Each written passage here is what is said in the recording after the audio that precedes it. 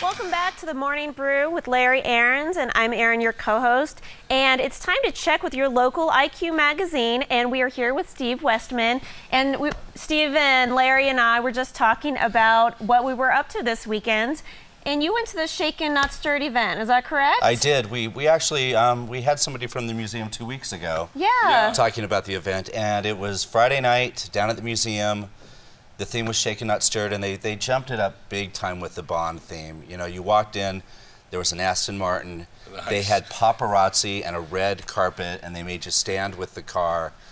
And I had these pants on. I had one of those Keep Calm shirts, but it said Keep Calm and Drink Martinis. Oh, I'll have And to this- find me one. And this old vintage tuxedo jacket, and my grandfather's red velvet Lobo Booster pompadour. Oh, how cool. Oh, I've seen those. Pork pie hat, actually. Those are very old school. So, Aaron, look at this tie. He's got cigars and Oh, martinis. they're little martinis, too. which will bring up an anniversary that's coming up this week, too. So. I wanted to go to this event so much. I, unfortunately, was doing something less not so much fun. Where? I was at school. Oh. I had a final, and I had to get ready for a presentation, so. That's what you get for taking that program at UNM. But, no, it was a well-attended event. You know, Slate Street really upped it with some signature martinis. Everybody was dressed up. It was so fun. cool. Bond girls, lots of James Bonds. Lots of James Bond. You know, they sold a lot of raffle tickets. I don't know who won the trip to London, but it wasn't me. So, Darn. so I'll be here for a while. I know. I was expecting you to invite Larry and I to go to London. The three of us would have gone and done the show from London. We could do that. We could so From the do top that. of Big Ben. Okay, so. All right, let's first of all, let's talk about Local IQ magazine. Let's do. Brand new issue.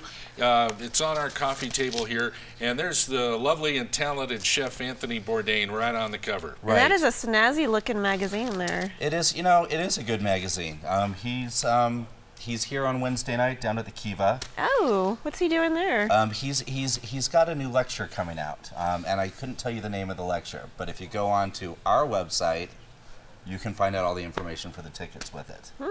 Yeah, he's a compelling figure. He is, you know, he's a handful. Yeah. You know, I'm a travel writer. I have followed what he's done over the years, and He's it's very interesting. brash, very He's opinionated. brash. Yeah, and I think that's part of his charm. Uh-huh. And I think that's sometimes part of his downfall. So you never know. I hope he's not watching that. But. So what is he talking about? He has got a couple of new projects going on. So he is talking about, you know, veering away from the No Destination show that he had on the Travel Channel, and just some new. And I think there's a new book coming out. But Yeah. We'll look out for that. Good. So all the stuff is in Local IQ magazine. Right. You know, we wanted to talk a little bit about the IQ. This Saturday, the 20th, marks 7 years that we've been in production. So we hit our 7-year mark, and my mother, who is probably the biggest watcher on Monday mornings, mentioned to me that there are still a lot of people in town who don't know where to get the magazine. I can say I work for the IQ, and there are some blank looks out there. So I just wanted to clear up a few things about what we actually do. So, you know, we reach over 100,000 readers every 2 weeks. We come out every 2 weeks. Yeah. We have 600 distribution spots around town.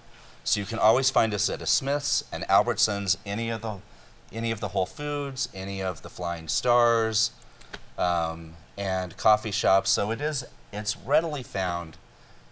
It's just, it always bums me out when I'm talking to somebody and they're like, "I've never seen your magazine." So when people ask you what Local IQ is, what do you tell them? I tell them that we are, you know, we come out every 2 weeks, and that we have amazing columnists that cover art, music, travel, culture, food. You know, we've got the other three that come in here. We've got Justin on Tuesdays, and Siobhan on Wednesday, and Charlie on Thursday. But the magazine is full of really, really talented columnists that cover other things like gardening and Health, wine and stuff like that. So, you know, Fran Marr, who's now Fran Hopper, she started the magazine, and she's our publisher. Associate publisher is Kevin Hopper, who's her husband now, and they put together a really good team. I've been there from the beginning, so I could be prouder. And that's what, when people are like, I don't know what to do this week, and I'm like, go pick a local IQ. Yes, you know, and I love that people still have it in print, that you can do that. You can always find us online, but the print, you know, they say print media is dying, and I don't believe it because people like to have that thing in their hands. So. Now, Steve writes about culture, travel, and let's talk about travel. You went to Santa Fe, and your latest piece in the magazine is all about the Inn of the Five Graces. The Inn of the Five Graces. Are either of you familiar with it? I saw some pictures. It's beautiful. It is. It is a stunning, stunning place up there. I'll show this. 2 years ago, I did a feature called Side Street Santa Fe, and it was well received. I kind of talked about the little places down side streets that people don't often find when you're going to Santa Fe. And Inn of the Five Graces has always kind of touched me. It's on east of Argus, which is part of it's probably one of the oldest neighborhoods in the United States, dating back to the 1600s. And we're showing some images on the screen now. Here's the bathroom. So the bathroom is suites. The family that owns the place are the Surratt family. They also own Surratt and Sons rug store, or actually furniture store. How convenient is that? Yes, and Sylvia Surratt does all the mosaics on her own in every bathroom. Amazing. It's stunning stuff. They have, what, 24, what they call suites? 24 suites, and they range anywhere, and it's pricey, anywhere from $500 for a room, and then they have one room called the Luminaria House, which is a 2-story house, which runs for $2,500 a night. My goodness. But what you get is top of the line. The service, I think with that smallest space, which is what I like about it, the attention to detail, your interaction with everybody. There was some construction going on in one of the rooms, and even the guys working in the room were this affable, you know, they knew my name in the morning on the way to breakfast, which breakfast there's. Great customer service. What have we got up there now? We looks have like a room living with a room. fireplace. Look at that. If you can see the Riverstone, that's amazing. oh, actually no, this is a different room. I'll show you the Riverstone in a little bit. Basically, they were old apartments on east of Argus that in 1996 the Surratts saw in disarray, purchased them, and started to invest some money into it. And it's kind of this little touchstone for what they do and to showcase what they can have there.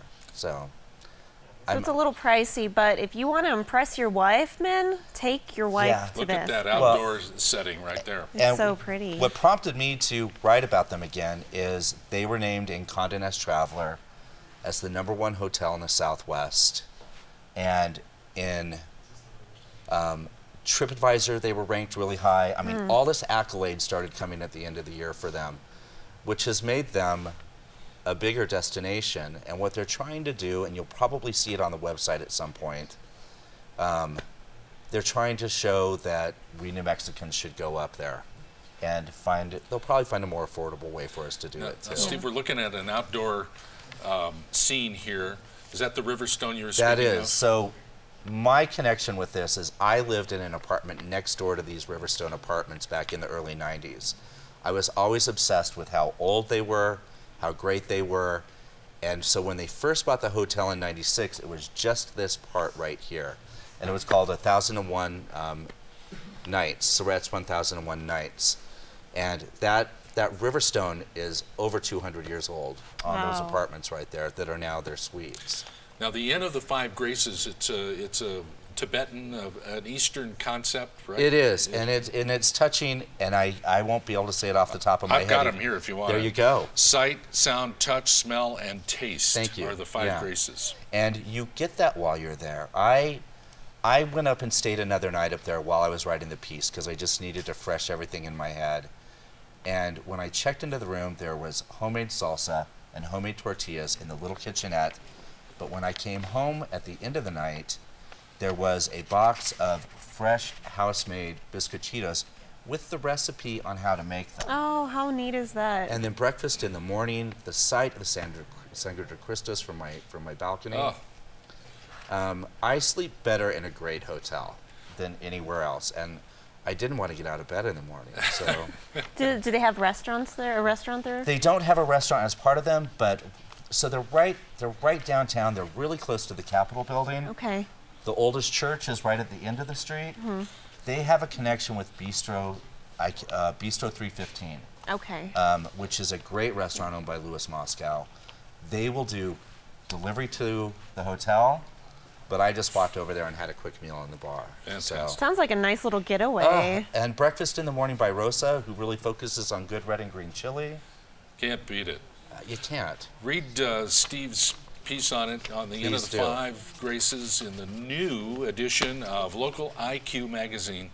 Always good to see you. I love being here with you too. It's so much fun. So, thanks. Yeah, you can wear those red pants anytime. I will. Yeah, those are I great. kind of feel Lobo-ish right now. So. Woo woo. Thanks, Steve. Thanks for being here. Thank you. Appreciate it.